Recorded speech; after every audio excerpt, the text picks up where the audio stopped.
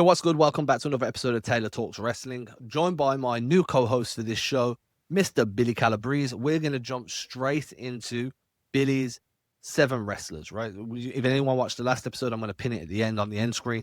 Just 7 wrestlers that basically defined your fandom. So we're going to jump in so everyone can get to know Billy. Again, you can go back and watch mine if you want to get to know me.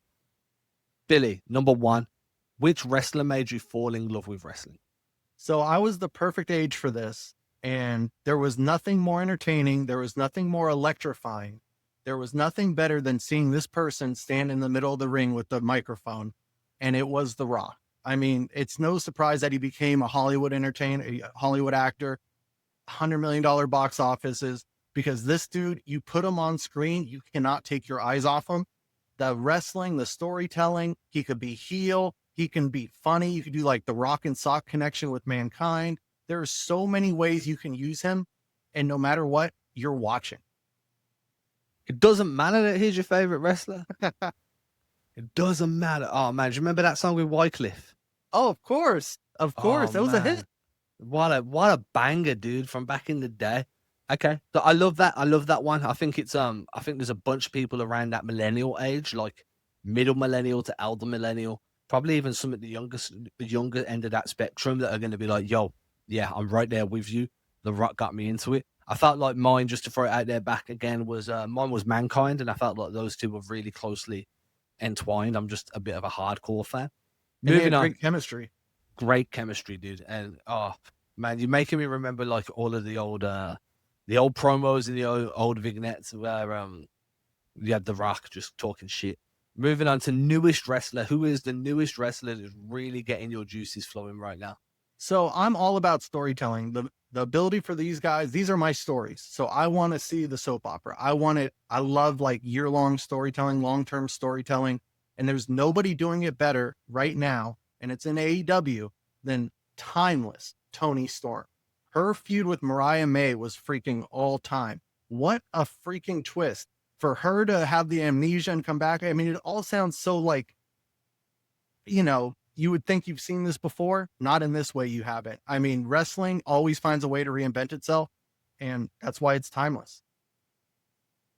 I'm going to admit, I'm not huge on Tony Storm in that way. I mean, I'm a huge AEW guy, and I think that the Tony Storm storyline was the best women's wrestling storyline, arguably ever, definitely within the last 10 to 15 years. One of my all-time faves.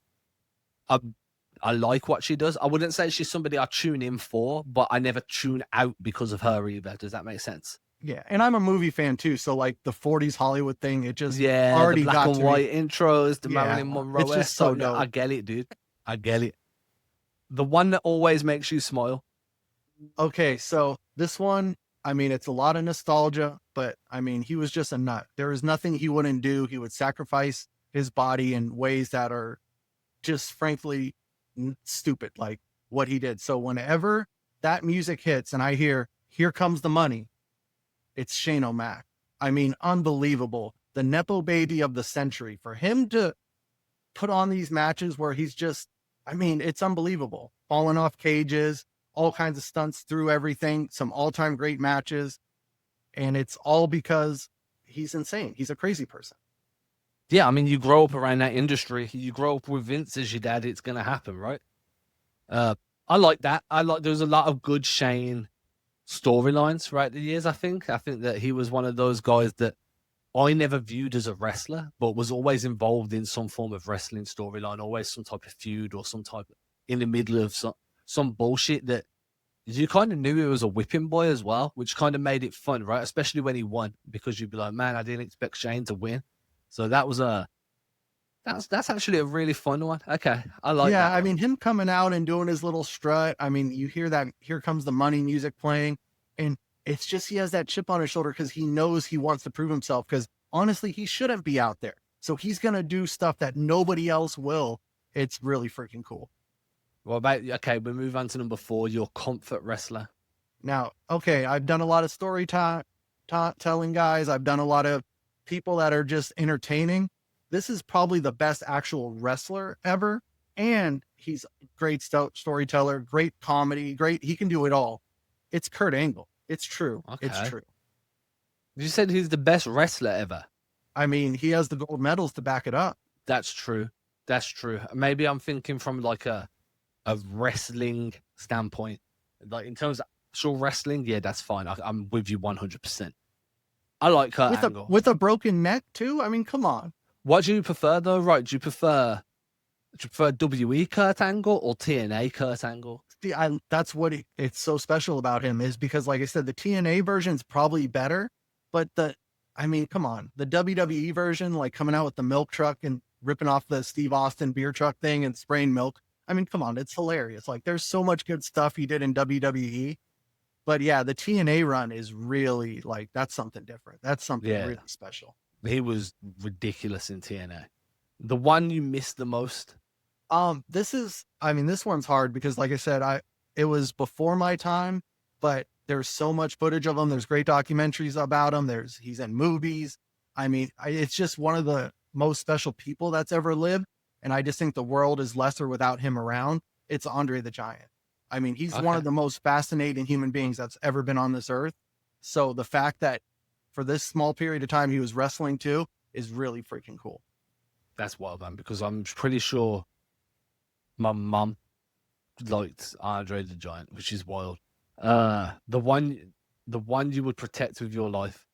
He absolutely does not need my protection, but if anybody slanders him, I will go off on him, and I got your back. I think he's the most underrated wrestler maybe ever. It's Samoa Joe. Yeah, I love Samoa Joe, dude. Joe does not need anyone's protection, dude. That was the one when it was me. I couldn't answer because I was like, I wouldn't protect none of them with my life. Not one. They should be protecting me with their life because they can protect me. Last one. The one you're rooting for the most. I mean, this person's story, it just proves it's never too late to make it. He's so inspiring. He's so freaking great. What a freaking character. It's Eddie Kingston. I just want to see that guy do well. I mean, how do you not root for a guy like that? His story, what he's come back from. I mean, he's unbelievable. Eddie Kingston is one of my favorites, dude. When you said this guy's story and what he's come back from, I was genuinely expecting you to say Jacob Fatu, and I wouldn't have been mad at that. Wouldn't have been mad at that at all, dude. But Eddie's my guy. I'm a big fan of Eddie Kingston. Over in the UK, he does a show every now and again. He'll come over and do there's an indie show here that does a great job of getting high level talents to headline.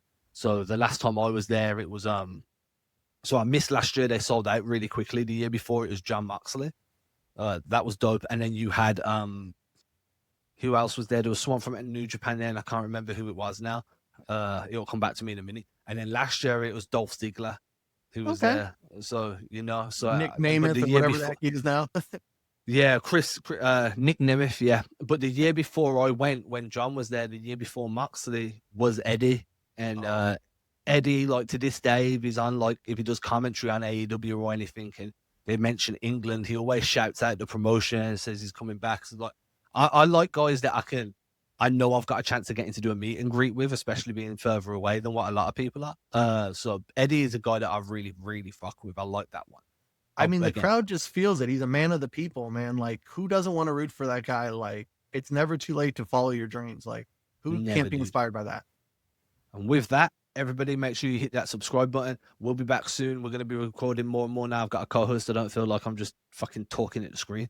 Till then, subscribe, show some love. Billy, you tell them where to find you over on your movie reviews. If they like wrestling, they probably like movies. Yeah, there's some great wrestling movies too. Watch the Iron Claw. Sibo041 over on Letterboxd. But yeah, watch the Iron Claw. It's probably the best wrestling movie since The Wrestler, which is also a classic.